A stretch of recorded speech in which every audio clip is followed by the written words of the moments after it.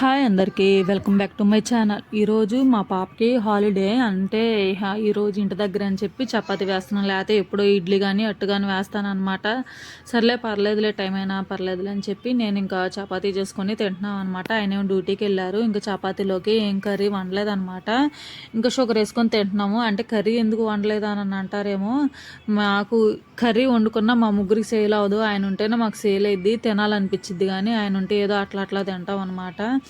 ఇంకా సరే అని చెప్పి మా పాప చూడండి ఎలా కూర్చొని వస్తుందో, అలిగింది ఎందుకనో మరి.